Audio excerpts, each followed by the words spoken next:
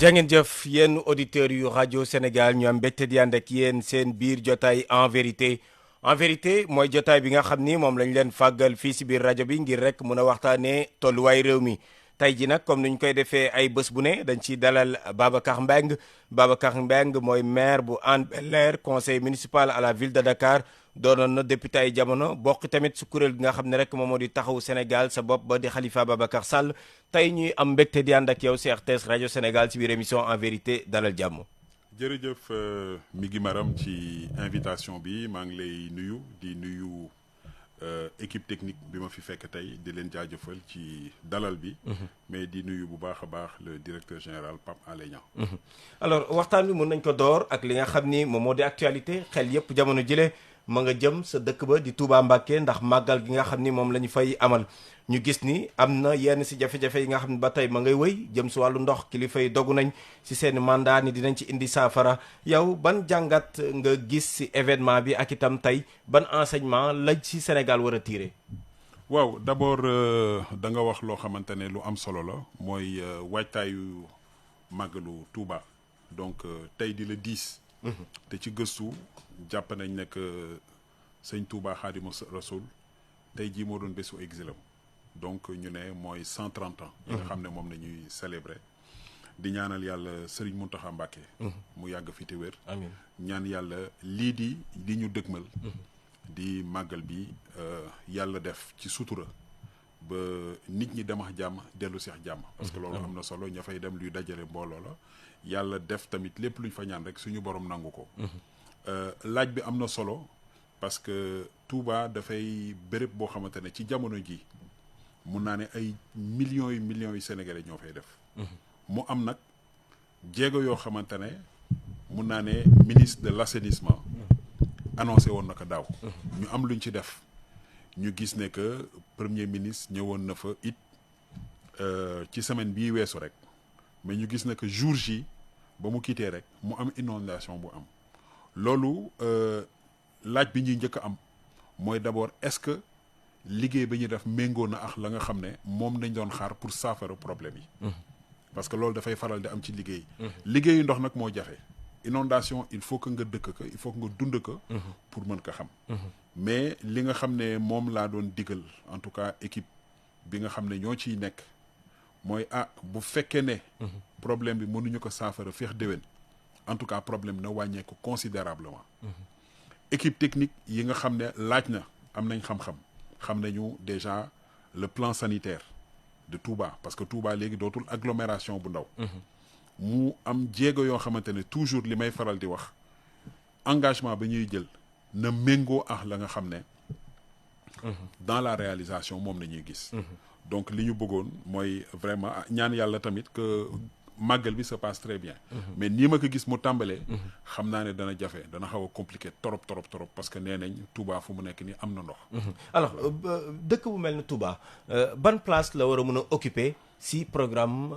disons de politique publique yi. alors je pense que Touba am na une attention particulière ci régime yi fi jaar yëpp. mun naa ne régime yi fi jaar yëpp de Abdou Diouf au régime du président Diomaye Faye ku ci ñëw rek am nga jéego yooyu ci mën a dox. mais il faut le dire nu muy màggee dëkk bi vitesse ba muy demee investissement yi demeewul noonu. et loolu dafa am solo ci urbanisation dëkk moom buy màgg il faut que mu am accompagnement il faut que mu am un plan d'urbanisme bu koy accompagner te bu ñu nee plan d'urbanisme li ci bokk mooy quartier yi mi ngi gën di yokku. dëkk bi mi ngi gën di mag li ñuy wax extension donc assainissement bi dafay aspect boo xamante ne bi ci ëpp duñ ci bàyyi xel parce que bët du ko gis. loo ci defoon aussi bët du ko gis. mais il suffit que mu am benn dysfonctionnement benn problème rek pour que ñu mën a gis ne que fii liggéey bi xaw na sooxe. donc jàpp naa ne que tey il faudrait que ñu revoir li nga xam ne mooy plan d'urbanisme bu Touba actualiser ko mais tenir compte aussi de la démographie et loolu foofu la liggéeyu ANSD amee solo. parce que dëkk buy màgg vitesse ba muy màggee il faut que investissement yi mën a accompagner. parce que bu fekkee ne jàpp nañ ne que 10 prochaines années yi mun naa ne 200 000 habitants moo fay ñëw fekk 10 prochaines années yi jàpp nañ ne que 200 000 habitants mooy am par an. bu ma la jaaxal nga egg situation boo xamante ne problème la bari na quartier yu am fii ci Dakar da ngay gis ne que daanu yoonu am problème d'inondation mais depuis que immeuble yi commencé di jóg parce que tout simplement réseau ya nga xam ne nañ fa dugal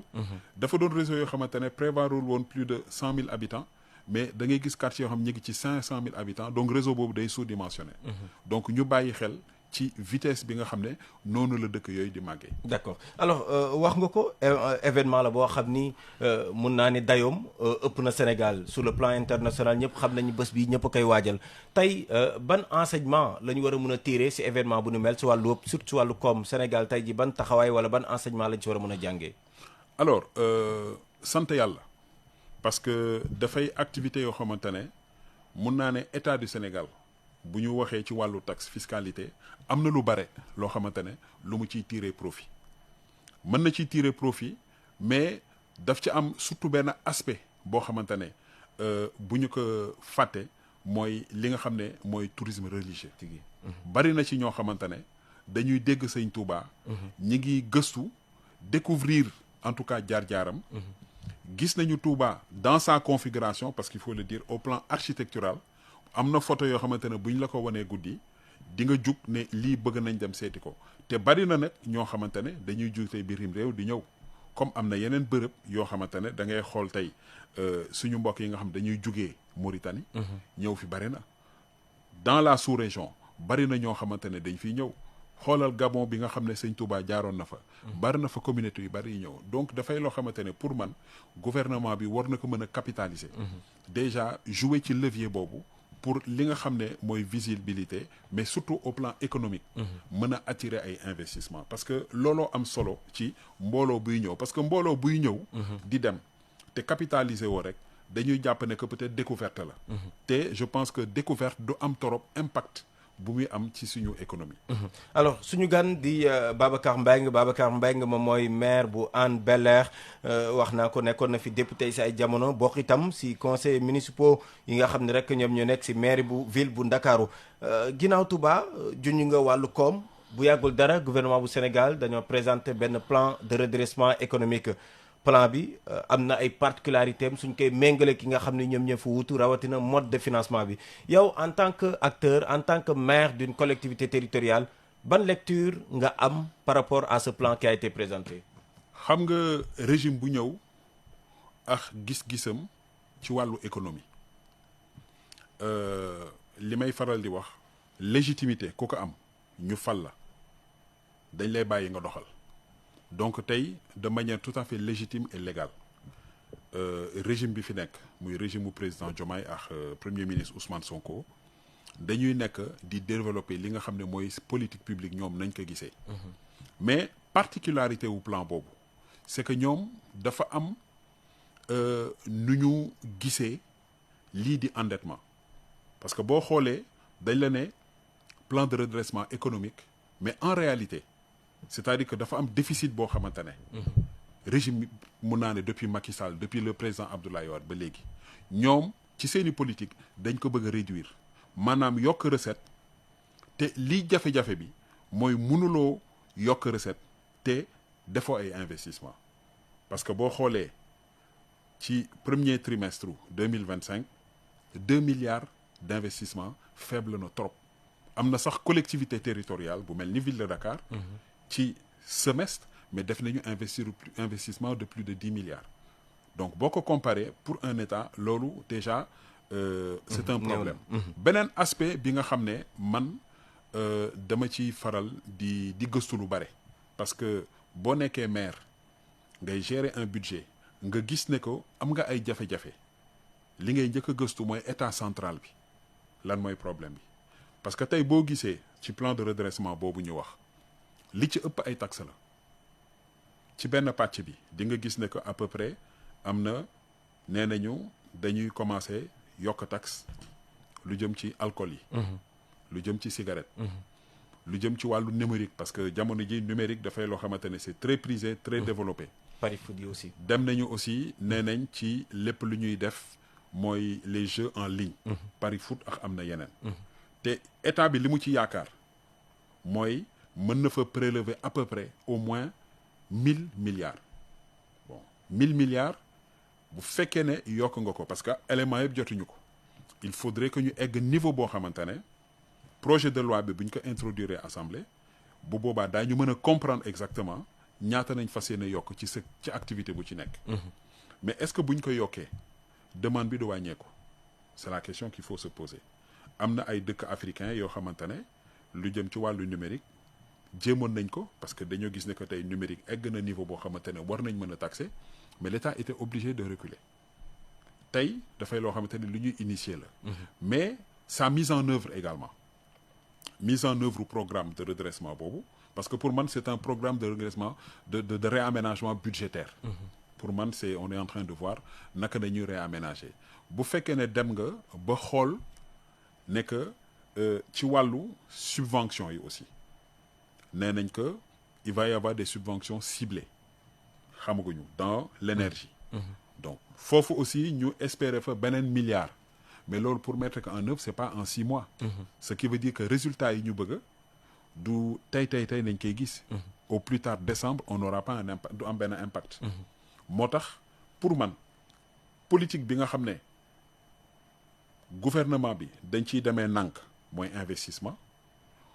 gouvernement bi visiblement bëggul ànd ak ñi nga xam ne ce sont nos partenaires traditionnels. tels que le FMI et consorts. bëgguñu wala parce que tout simplement. bon mais dans le discours d'avant. mu egsi ak discours bi nga xam ne moom nañu ressentir tey pour man c'est un partenaire classique. Sénégal bu fekkee ne bëgg na continuer investir def de grands investissements pour def valeur ajoutée créer des richesses créer des emplois il nous faut avoir un fonds monétaire à nos côtés peut-être li ci des ay négociations la pour revoir les modalités mais dafay loo xamante ne lu mënul ñàkk la je pense que am na équipe boo xamante ne ñi ngi ci mois d'août ils ont prévu de se revoir pour reprocéder en tout cas à li nga xam ne mooy reprendre les discussions mais ma conviction man en tout cas en tant que Babacar mooy investissement mooy li nga xam ne mooy defar économie réew li ci des ce n'est que des prévisions parce que budget prévision la tey on nous avait présenté le projet de Sénégal 2050 yéex na gisuñu investissement est-ce que amul précipitation également parce que si vous dites wax nga yéex dëgg na man naturellement du ma ne dañuy xëy lundi mardi mu am résultat mais je pense que bu fekkee ne lii ñuy waxtaanee nii bi ñuy voté bi ñuy dem loi de finances assemblée di ko voté du woon lu ñu préparé c'est parce que bu ñu nee plan de redressement gis nañ ne que dans le diagnostic doxalin bi il faut que mu changer. entre-temps il y a aussi ce rapport de la Cour des comptes loolu aussi am na impact si taxawaay bu bees bi. rapport Cour des comptes bokkul ak li nga xam ne mooy liy doxal suñu finance publique rapport Cour des comptes mun na révéler les manquements. rapport Cour des comptes mun na identifier def un diagnostic ci yenn dysfonction ak non respect des règles parce que loolu aussi dafa am finance publique dafa am ay règles yu ko tënk mais bu fekkee ne respecté wuñ ko boo recevoir li nga xam ne mooy une équipe qui va procéder à la vérification defal la sa audit secteur pàcc bu ci nekk dafay xool la nga xam ne dox na la nga xam ne doxul donc loolu dana ko révéler mais ci politique bi nga xam ne régime bi nekk en place war na ko mener man pour man je te rejoins bu fekkee ne da nga ne effectivement yàkkamtiwuñu mais jàpp naa ne que ba léegi bii ñu jël à coup sûr sur le plan de redressement dana xaw a jafe pour que ñu mën a am benn impact immédiat. Qu'est-ce qu'il faut faire? Alors mënul am benn impact immédiat parce que d'abord on demande aux Sénégalais de supporter donc c'est plus de taxes loolu déjà c'est un problème man li ma xaw a rassurer c'est le partenariat man dama gëm le partenariat et c'est loolu foofu laa jëm si gis naa ne que dem nañu Chine am na loo xamante ne c'est des accords de coopération li ñu signé avec la Chine j'ai vu la belle délégation bi nga xam ne premier ministre def na ko bi mu demee au niveau de la Turquie dem avec le secteur privé ñu gis ne que vraiment c'est un secteur privé fort uni où c'est l'ancienne équipe des jeunes qui émergent ñu ànd ak ñoom dem ils ont signé des accords ñenn ci partenaires turcs ñi ngi fi woon c'est grâce à eux qu'on a pu réaliser lu bare à Diamniadio donc je me dis que peut-être dans les mois ou années à venir secteur bi nga xam ne mooy régler définitivement les problèmes de l'emploi parce que da ngay faral di dégg toujours dañ la naan emploi la vocation de l'État mooy peut-être de promouvoir l'entrepreneuriat la vocation État mooy accompagner ñi nga xam ne dañoo bëgg a entreprendre dañoo bëgg a créer pour que ñooñu mën a créer recruter des Sénégalais mais également di dugal comme ci kees bi donc loolu industrialisation boobu moo ñu mën a permettre en tout cas véritablement à ce que li nga xam ne mooy rampe de l'émergence pour que suñu suqali suñu économie je pense que loolu bu ñu ko defee danañ ci mën a am benn impact li ci des ce n'est que du fonctionnement te fonctionnement du loo xamante ne solution yi parce que débat yi ñuy wax ni yëpp fonctionnement la jëm et li ñu bëgg véritablement c'est qu'on ait une vraie politique d'investissement pour mën a créer des richesses. D'accord. Alors ce plan qui a été présenté est-ce que sa gis-gis jël na en compte les réalités locales rawatina yéen ñi nga xam ni yéen a ŋànk collectivité territoriale yi est-ce que gis ngeen seen bopp. Bon man personnellement gisuma lu mu mën a impacter en tout cas au niveau des collectivités territoriales. Pourquoi? Parce que bu fekkee ne da ngay dem xool li fi jaar mooy acte 3 la dernière réforme des collectivités territoriales. C'est-à-dire que dañu transférer li nga xam ne ay jox ñu ay compétences mais comme bi topp ko te ñun dañoo newoon deuxième phase acte 3 foofu na ñuy apporter yenn correctifs yi pour mën a xam exactement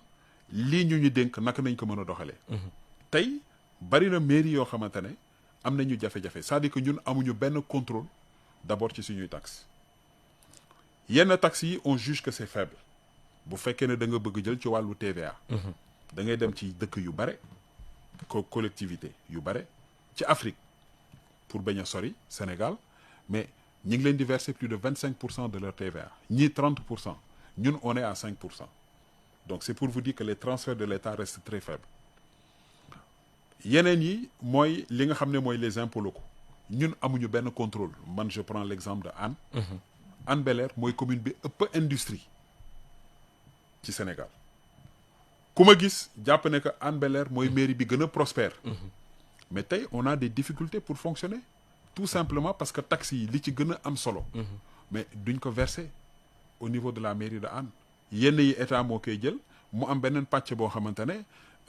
kii moo koy jël la mairie de Dakar. ville de Dakar donc yooyu mooy li may wax ci réforme dafa am lu xamante dañ ko dese waxtaan. alors bu fekkee ne tey dañuy ñëw ne ñu on nous présente un programme man sama gis-gis en tant que maire. li may njëkk a xalaat mooy. ban impact lay am ci ñun. parce que gisaguñu parce que premier ministre président def nañu présentation. de politique globale générale d'une manière ci benn fànn ci la nga xam ne noonu nañ bëgg a doxalee ci weer yii di ñëw mais bés bu ñu waree dem ba teg ay projet de loi ci nañuy mën a xool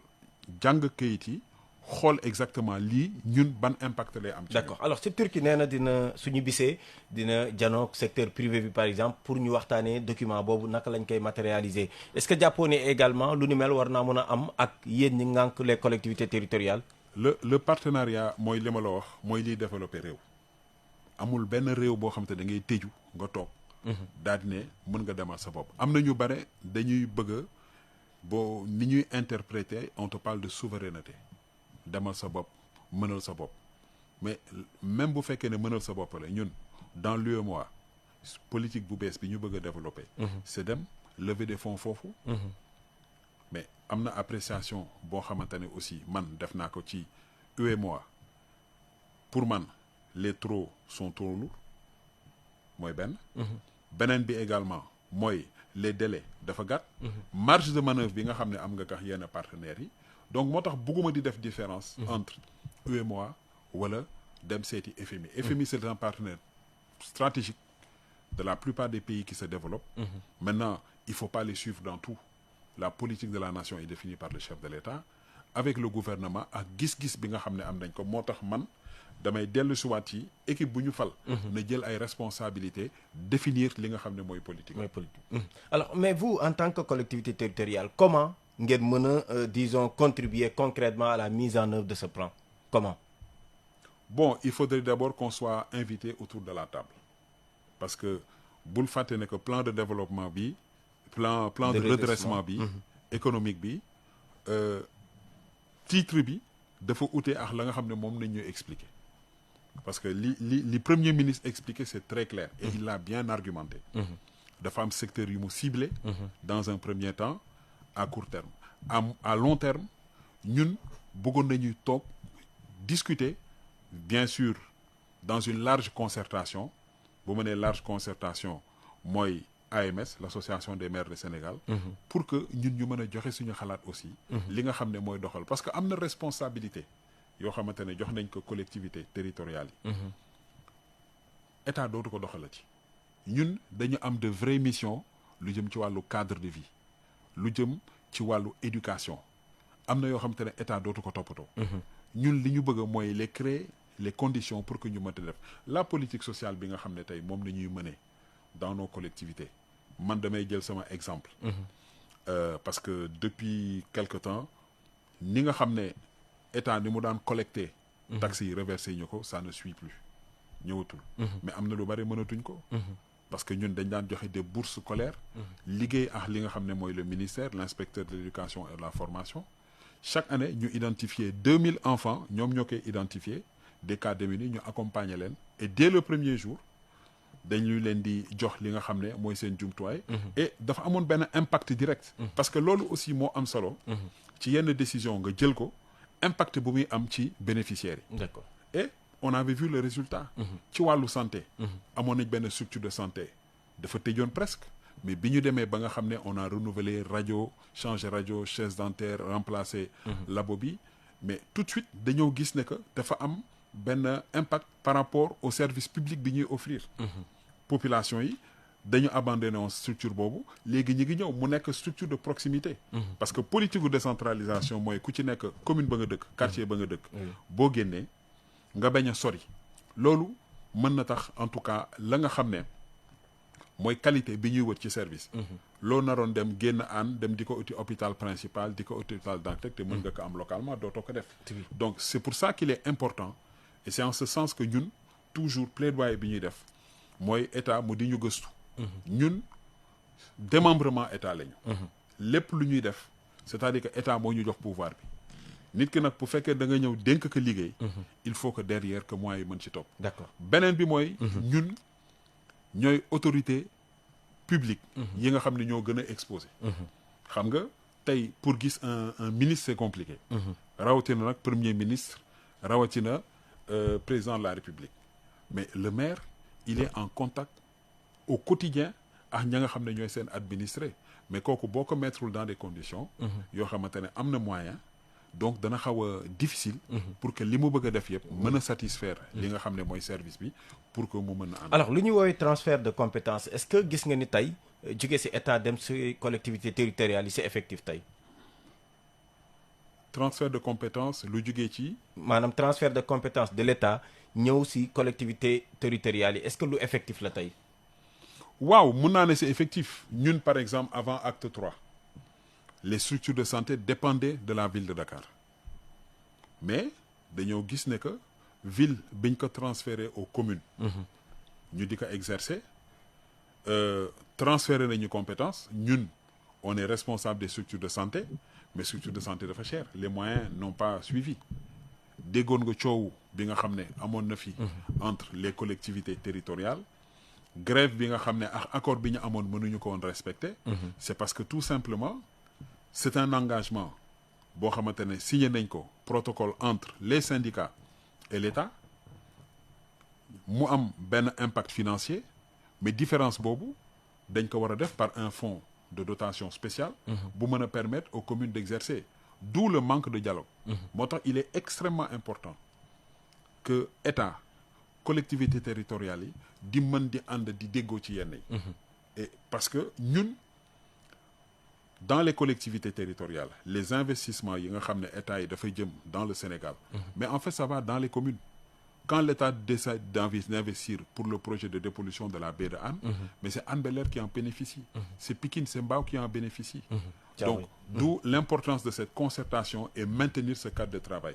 collectivité locale mënul dem sans l'État mais l'État aussi liggéey bu muy def bu fekkee ne bëgg na mu am impact auprès des Sénégalais il faut que ñu ànd lëkkaloo avec les collectivités alors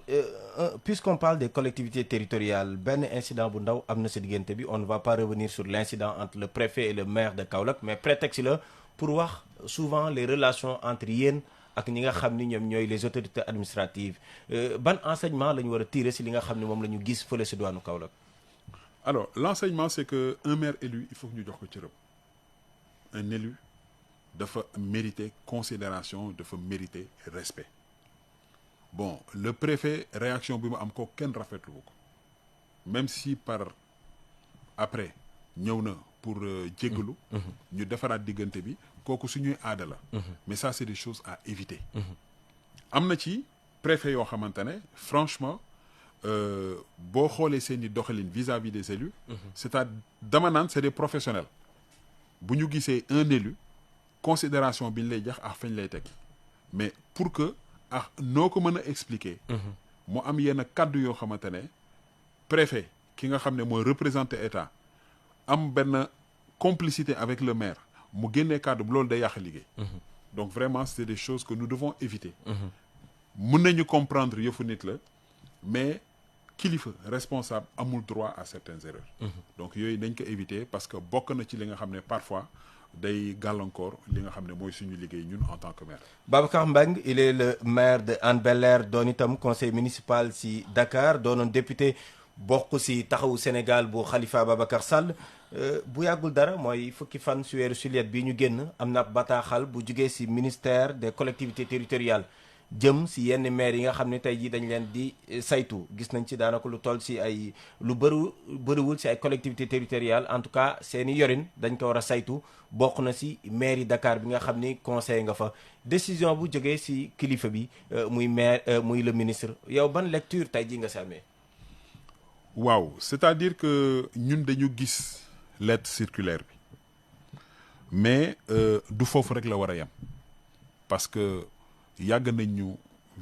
contrôler yàgg nañu def ay vérification muy Cour des comptes muy ARMP donc am na ci démarche boo xamante ne personnellement dafa am lu may xaar parce que xam naa ne lettre circulaire bi dañoo annoncé rek que ñi ngi war a dem mais la leen tax a jug dëgg waxaguñ ko mais li jar a leeral tey mooy mission wu ministère des collectivités locales du jël la nga xam ne mooy attribut wu Cour des comptes wala IGE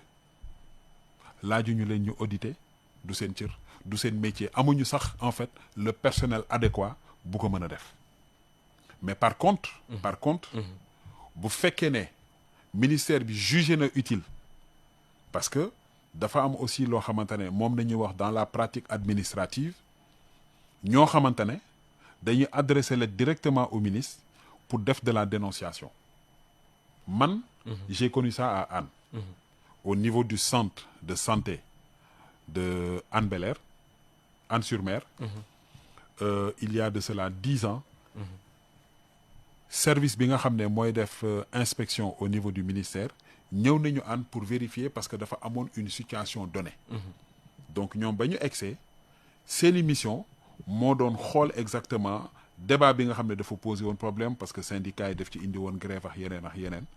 ñu def seen rapport daal di déposer et on s'est rendu compte que le rapport bi niñ ko bindee dafa joxoon raison le maire donc inspection boobu mën nañu dem pour inspecter xool la nga xam ne ci mairie yooyu ñu ciblé leneen mën na ci am aussi mu jaaxal ñëpp te kooku mënuñoo koy ñàkk a wax mooy mairie yi ñu ciblé yëpp mairie opposition la 15 du coïncidence. waaw mais loolu boo gisee di nga jaaxle donc loolu aussi également il va falloir que le ministre dans sa mission moom xam na lu muy def parce que comme ni ma ko waxee amuñu élément yëpp mais loolu ku ko gis di nga jaaxle donc loolu moom nañu xaar moo tax ma ne la suite à cette note circulaire man lettre de mission bi bu équipe bi war a ñëw boobu nañ bëgg a xool mais suñu ñëwee si contenu bi parce que si lettre circulaire bi ñu ngi wax ni dañuy examiner les procédures administratives ak le respect des règles ba xam lépp jaar na yoon est-ce que réew itam baaxul comme nu mu ko defee nii saa su ne ñuy caytu di càmbar ñi nga xam ne ñoom la ñu dénk ba xam lépp loo xam ni seen prérogative la ba xam ñu ngi koy teg si yoon ou pas à mi-parcours. ARMP du procédé noonu ARMP du procédé noonu Cour des comptes du procédé noonu ñoom bu ñuy ñëw dañu am benn note de mission dañ la naan danañ ñëw de telle période à telle période bu ñu ñëwee def benn échantillonnage bëgg nañu nga jox ñu projet bii bëgg nañu wax nga jox ñu investissement bi bëgg nañu xool lii mais ba léegi amagul détail boobu. lii c'est une lettre générique boo xamante ne bu ñu présenté la ne la war nañu ñëw pour procéder à des vérifications effectivement mais vérification de quoi. C'est pas en fait mooy comme ni ma la ko waxee c'est pas la vocation du ministère. pour que moom mu ñëw amuñu sax le personnel. pour pouvoir faire ce travail-là. En tant que maire opposant est-ce que vous vous sentez menacé? Pas du tout vous savez souvent nag dama koy faral di dégg et je suis très à l'aise pour wax ci. man j'ai été maire sous Abdoulaye Wade. j'ai été maire sous Macky. aujourd'hui être maire opposant sous Ousmane Sonko. Diomaye. sous Diomaye. très sincèrement man je pense que nit ci dañ koy faral di wax mais ñun nañu def la nga xam ne mooy suñu liggéey parce que c'est normal bu fekkee ne tey yaa ngi yor li nga xam ne c'est des deniers publics mais il faut que ñu càmbar ko loolu dafay loo xamante ne ñun ñëpp xam na képp koo xamante ne yaa ngi exécuter budget boo xamante ne plus d'1 milliard la képp koo xamante ne yaa ngi souscrire au programme PACASEN mais chaque année mu am benn mission bu ñëw pour contrôler pour s'assurer parce que loolu dafay garantir également la pérennité de ce financement là donc loolu daf ci loo xamante ne am bon léeg-léeg di nga ci gis ñoo xamante ne dans leur interprétation dañ lay wax effectivement mais il faut le reconnaître am na ci cas yoo xamante ne c'est des cas ciblés où dañ lay yónnee une mission c'est pour me écarter la. D'accord alors monsieur le maire wax naa ko léegi conseil municipal nga biir ville de Dakar la ville de Dakar également mun naa ni bokk na ci collectivité territoriale yu nit ñi di gën a bàyyi xel parce que tout simplement c'est la capitale tey mun naa wax ni intérimaire moom moo fa nekk ginnaaw ba nga xamee ni jëlee nañ fa Barthélémy Diaz mi nga xam ne mi ngi xaar itam Cour des comptes daal di yéey yàbbi ci ay mbiram tey ñi ngi xaar kan moo war a doon le maire de la capitale. Cour suprême autant pour moi par rapport ak recours bi nga xam ne moom la ñu déposé alors par rapport ak situation bi tey comment se porte la ville de Dakar. Écoute ce qu'il faut dire c'est que cette institution fonctionne ñi ngi tenir régulièrement la session de conseil municipal li nga xam ne moom le code général des collectivités locales prévoir mooy une session ordinaire tous les 3 mois la session se tient tous les 3 mois ñi ngi def ay délibérations def des virements de crédit di jël des décisions le représentant de Dakar le préfet de Dakar en tout cas di ko approuvé ñi ngi fay salaire donc je peux dire que la ville mi ngi fonctionner mais comme vous le savez on est dans une situation boo xamante ne situation d'intérim la mais les textes sont très clairs intérim bi dafa am plein pouvoir et c'est ce qui fait que mi ngi doxal mi ngi déroulé. am na àpp également. alors am na àpp ça il faut poser la question au préfet parce que man je peux avoir ma compréhension lan mooy sa compréhension mais ki nga xam ne le représentant de l'État la c'est à lui de définir là-dessus mais ce qui est sûr c'est que tant que ce dossier ne sera pas vidé auprès de la Cour suprême il n'est pas question que ñu waxu élection maire de Dakar. Et pourtant ñu bëri y a certains qui demandent avec insistance li nga xam moom moo di élection bi pour ñu daal di tabbu maire bu yees. c'est normal xam nga ku ci nekk ak compréhension bi nga am mais ci li nga xam ne ñun en tout cas moom nañu dégg ñu gis ko man li ma jàpp je sais que il faut que ñu dem ba nga xam ne Cour suprême mais parce que Cour suprême mën na indiwaat Barthélémy Diaz est-ce que y a des arguments yu war a tax Cour suprême indiwaat non du question argument c'est-à-dire que nous on ne siège pas au sein de la siège wuñu ci comité de sages boobu mais décision justice la gis nañ fii bërki démb li am avec le premier ministre ci rabat d'arrêt bi tey même cour boobu mën na décider ne que Barthélémy Diaz il revient à la ville de Dakar mais loolu comme je dis liggéeyu justice la il faut que ñun les politiques ñu éviter ñu arrêter balaa justice di wax ñun ñu lancer débat commencer polémiquer journalistes yi di def ay investigation di bind alors que finalement ñi ngi orienter opinion bi vers loo xamante ne du loolu donc je pense que c'est un travail boo xamante ne war nañ di ko éviter man conduite bi may faral di am toujours mooy respecter li nga xam ne mooy procédure li nga xam ne mooy li texte yi wax et on sait que tant que la justice tranché wul am na loo xamante ne mënul nekk d'accord bu safaan bi amee si Barthélémy Diaz est-ce que tey yéen ñi nga xam ne yéen a àndoon ba tabb ko si bopp maire bi toutes les conditions sont réunies pour que ki bokkaat si yéen jiite ko parce que entre temps toog waxtaan la oui mais en temps am na lu xew Barthélémy quitté na taxaw Sénégal dem jël yoonu boppam est-ce que loolu du am impact aussi si toog waxtaan bi loolu du problème man ma conviction est que am na foo xamante ne bu ñu fa eggee li ñu war a def mooy que les élus ñi mën a waxtaan ci seen biir ñu mën a toog waxtaan et mën a jël un candidat. L'idéal c'est d'avoir un candidat unique consensuel ñu déggoo ci pour que ñu mën a avancer mais sans cela bon am na ci loo xamante ne ce serait même aventurier ni may faral di naan. mais est-ce que yéen a ngi jël matuwaay par rapport à ça parce que de l'autre côté également certainement ñu ngi préparé wu également pour ces élections bu su booree am. waaw mais ñoom ñi ngi préparé wu mais ñun aussi ñun pare nañu. kooku du problème. Avec la composition actuelle c'est possible pour que tey jii par exemple Pastef contrôler la mairie de Dakar. mënul nekk loolu c'est impossible. Ah oui mënul nekk. Basé sur quoi? Non, je dis que mënul nekk parce que d'abord boo xoolee l'organisation ak les groupes ni mu formé yoo mooy benn et puis qui vous dit que le Pastef a un candidat.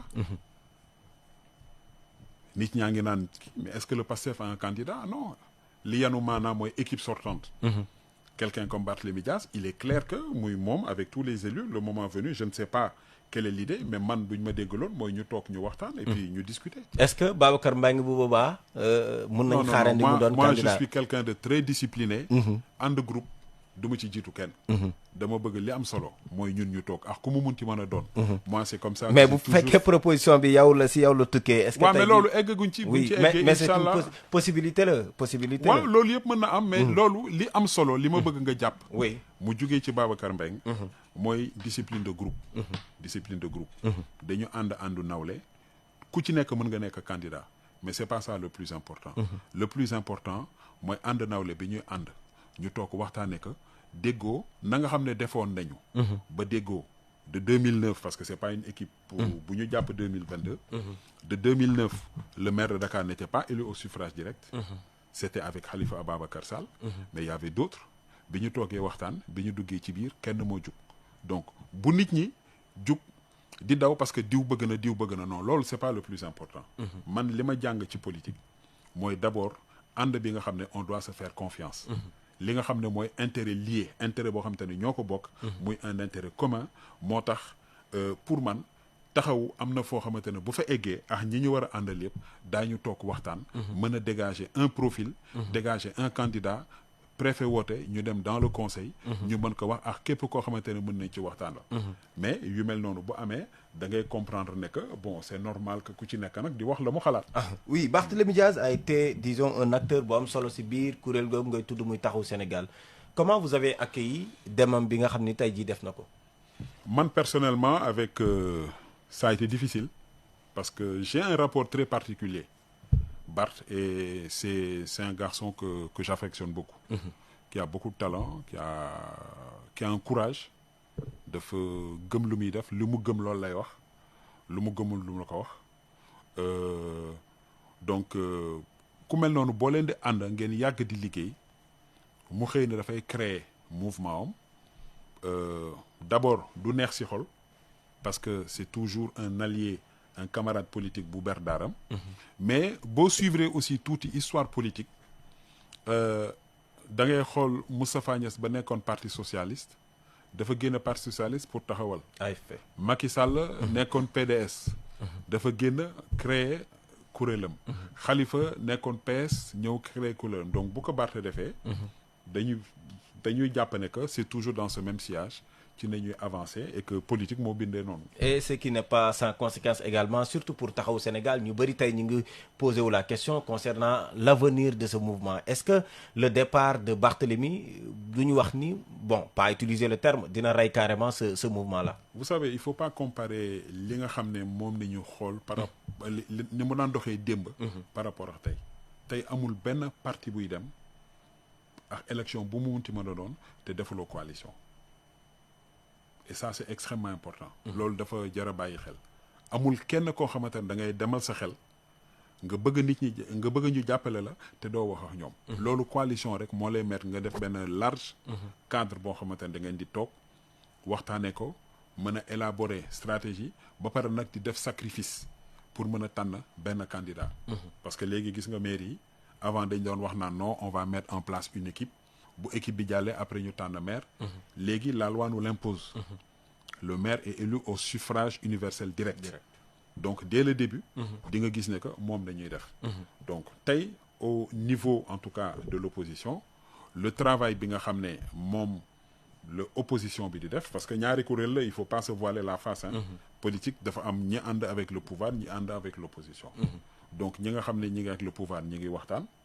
le parti au pouvoir et ses alliés mais au niveau de l'opposition également c'est l'opposition qui fait des concertations. mais est-ce que opposition bi nga gis ni tey taxawaay ba sa war wala boog ni ñu war a opposé ak nguur gi fi ne am na lan mooy problème opposition parce que gis nañ ay kuréel yu bëri dañ koy taxawal presque après kenn du xam fan la mujjee beneen judduwaat si diggante bi lan mooy le problème de l'opposition sénégalaise. Le problème c'est depuis le début c'est depuis le 24 mars. La victoire de Diomaye Sonko a été une très belle victoire et il faut avoir l'honnêteté de reconnaître que c'est une très belle victoire et c'est la première dans l'histoire politique du Sénégal muy 54%. ñooñu bu fekkee ne da nga bëgg a jóg am loo xamante ne da nga koy taxawal pour jàkkaarloo ak ñoom doo def na nga daan defee démb pour am coalition ñu dem. Comment faire alors? Il faut réfléchir c'est un travail il faut identifier déjà des ressources ñoo xamante ne ils ont encore de la valeur il faut le dire mun naa ne tey au niveau de l'élection il faut savoir interpréter les 54% c'est pas 54% du PASTEF je suis presque sûr que boo doon xool si c'est 2 millions d'électeurs peut-être les 300 000 400 millions nekk PASTEF mais loolu c'est l'opinion donc am na liggéey boo xamante ne c'est un travail que l'opposition doit faire avec l'opinion en attendant de pouvoir maintenant massifier individuellement les partis ñun tey taxaw on est en train de faire un travail de massification où d'abord dañuy identifier à la base ñi ngi nekk ci structuration et une fois que ñu def ko mën a réorganiser parce que tey am na des jeunes enfin des jeunes d'alors qui ont plus de 35 ans tey qui doivent pouvoir avoir des responsabilités donc nekk responsable départemental ba ci responsable national et même peut-être pouvoir même dem jiite le taxaw donc loolu ci liggéey boobu nañ nekk c'est un travail boo xamante ne du liggéey bu yomb parce que c'est partout au Sénégal et muy loo xamante ne bu ñu demee ba egg ci bi équipe bu bees bi nga xam ne moom la ñu mettre en place ñu mën a toog ñi nga xam ne moom nañu mën a waxtaanal am un front boo xamante ne ci nañuy réfléchir di partager parce que nag damay faral di fàttali que bari na ay boroom xam-xam bari na boroom xam-xam Sénégal macha allah ba ñuy dem élection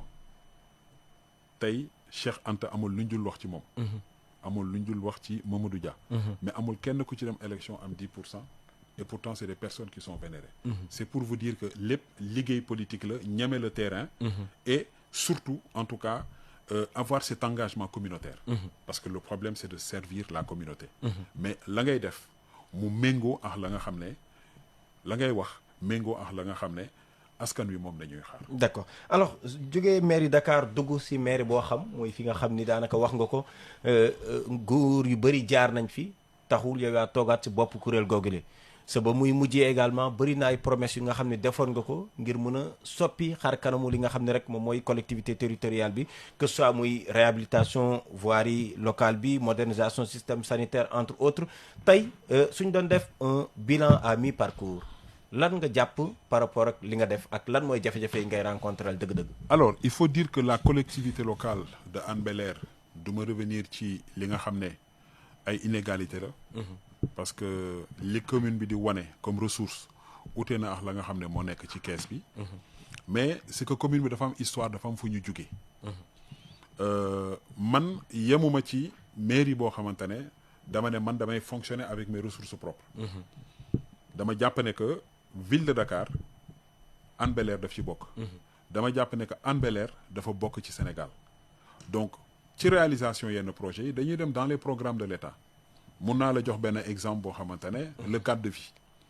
da ngay jël am na benn direction boo xamante ne mi ngi ci ministère de l'urbanisme mi ngi def liggéey boo xamante ne man à mon sens liggéey boobu collectivité locale yi ñoo ko waroon a def parce que aménagement ay rond-point ak yooyu dama jàpp ne que bu ñu jëloon pouvoir boobu jox ko collectivité yi c'est-à-dire que collectivité danañ ko mën a def état accompagner leen par un fonds spécial mais loolu dana permettre aux 600 collectivités territoriales mën a liggéey en même temps donc développement bi dafay gaaw ci wàllu en tout cas yi nga xam ne c'est des réalisations yi ñuy def ci biir commune Hann Bel-Air da ngay xool tey stade municipal mais toogoon nañ fi jamono yoo xamante ne Dakar amatul woon stade municipal et nous avons été les premiers à inaugurer un stade municipal de qualité boo demee xool ci wàllu infrastructure Mariste mooy dafa am benn urbanisation galopante. C'est-à-dire que ci diir bu gàtt Mariste dafa jékki-jékki fees. mais boo ko xoolee ñun ci la nga xam ne mooy suñuy mooy ci suñuy prérogative compétence mais benn école rek moo fa nekkoon mooy école japonaise. tey dans le cadre de la coopération def nañ fa Casa España. on a commencé le pavage aussi bien Mariste 1 que Mariste 2. pavage nag dafay programme boo xamante ne 30 ans 40 ans lay jël. souvent nit ñi dañuy yàkkamti ku ci nekk sa buntu kër ngay xool c'est vrai mais ñun ñu ngi ciy góorgóorlu di dem selon notre rythme. on le fait soit sur fonds propres wala la ville de Dakar aussi nous accompagne. éclairage public également dafay loo xamante ne c'est extrêmement important. am nañu un poste de gendarmerie c'est la mairie qui l'a construit sur fonds propres. état civil ñi ngi doog a jot li nga xam ne mooy autorisation ministère muy code au niveau des maristes c'est la première fois parce que ku ci bëgg a papier da ngay obligé traverser dem ba Yaraax pour am ko alors que on veut une infrastructure de proximité. le centre de santé c'est un centre de santé de référence bi nga xam ne mi ngi biir Hann. boo demee quartier bi ñuy wax Forbé am nañ fa moom nañuy wax maison de la femme c'est devenu presque maison boo xamante ne mun naa la toute l'agglomération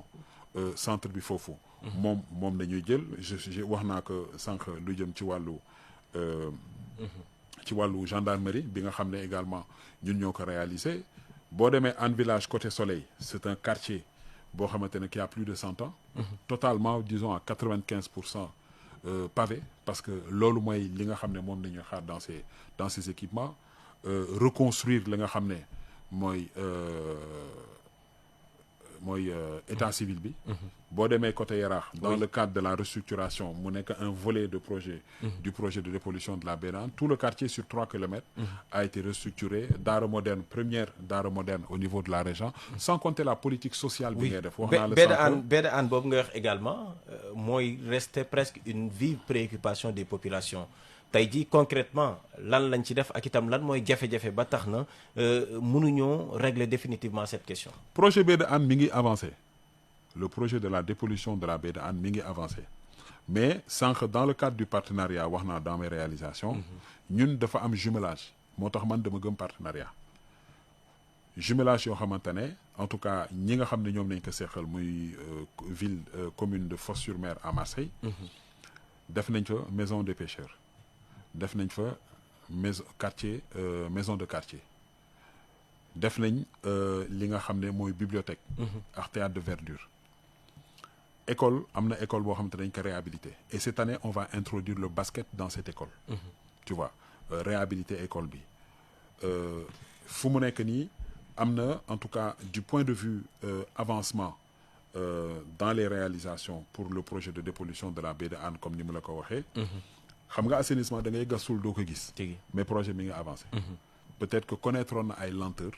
mais boo demoon ba ci Mbao fi station d'épuration bi am. parce que de Hann à Mbao c'est 14 kilomètres. intercepteur boo romb rue de Rufisque jamono ji nga gis ñi ngi gas di dugal. parce que dañoo bëgg a connecté. entreprise yiy polluer bu ci nekk am nga unité de pré-traitement da ngay connecté wu ci intercepteur boobu donc ce qui fait que. projet bi yéex na mi ngi avancé mais dimension projet bi la nag. parce que projet boo xamante ne ba ñuy tàmbali dañ la ne woon 33 milliards la woon. tey romb nañ plus de 150 milliards. dafay wane ne que ci diggante bi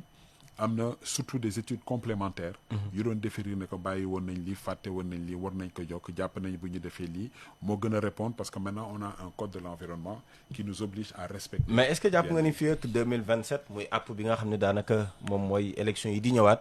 dana fekk peut-être ce programme là mu doon li nga xam ni dina. waaw mais il faut pas associer le projet de la baie de Hann à notre mandat parce que loolu ONAS moo koy gérer. mais comme on dit il faut que ñun ñu mën a comprendre. territoire yi nañ ko organiser. muy état di ville lu ñuy def ci investissement dañuy agir dans les territoires. am na ci compétence yoo xamante ne suñu compétence la am na yoo xamante ne de suñu compétence. mais je pense que pour répondre à question bi nga ma laaj. je pense que le projet de dépollution de la baie de Hann d'ici 2027 dana war a fekk mu pare. d'accord alors tey yan mooy les défis yi nga xam ni en tant que maire jàpp nga ni war ngeen ko mën a relever au niveau donc de la commune. alors énorme le cadre de vie le cadre de vie occupation irrégulière dafa nekk loo xamante ne c'est une préoccupation majeure dans tous les quartiers. nga jël ko route de Rufisque Yaraax nga jël ko au niveau des Maristes parce que koo ci gis mi ngi occupé léeg-léeg man ma jege leen ñu ne ma mairie bee leen jox autorisation donc c'est pour vous dire un peu indiscipline notoire bi nga xam ne moom mooy régner mais loolu pour solutionner que il faut des moyens. am na projet route de Rufisque boo xamante ne bu ñu ko réaliser man gëm naa ne que il sera difficile une occupation irrégulière am fa parce que configuration structure bi tali bi ci boppam mooy changer et je pense que loolu mooy solution parce que solution bi d'abord c'est de mettre en place ay contraintes yoo xamante ne ku bëgg a def naka sudul noonu sax doo ko mën. man gis naa ko bi ñu restructurer Yaraax bari na loo xamante ne mënatu fa am parce que bi nit ci ñëwee gis ne que cadre bi amélioré na donc loolu dafay loo xamante ne c'est un truc. beneen bi mooy au niveau des Maristes on a deux problèmes majeurs benn bi mooy on a des lacs. lacs yoo xamante ne yooyu il faut que ñu aménager ko man lacs yooyu depuis 12 ans maa ngi ciy liggéey. àndoon naa fi à l'époque avec le ministre Diène Farba Sarr avec des moom moo ma invité woon parce qu'on avait soumis le projet et il a vraiment eu l'amabilité boole ñu ànd ak moom dans une délégation où il nous a présenté il nous a laissé le soin de faire un plaidoyer mais xam nga les partenariats dañuy xool li leen intéressé li leen intéressé wul mais au niveau des Maristes beneen bi mooy l'assainissement je pense que le réseau d'assainissement doit être sous-dimensionné parce que buy taw fépp la ndox di génne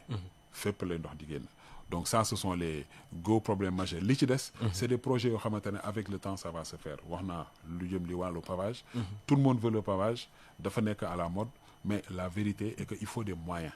sans moyens c'est-à-dire que mënoo réaliser li nga xam ne mooy sa bëgg-bëgg mun nga wax nag loo munti mën a bëgg mais il faut que en tout cas comme bi mën a suivre. d'accord alors ñi ngi si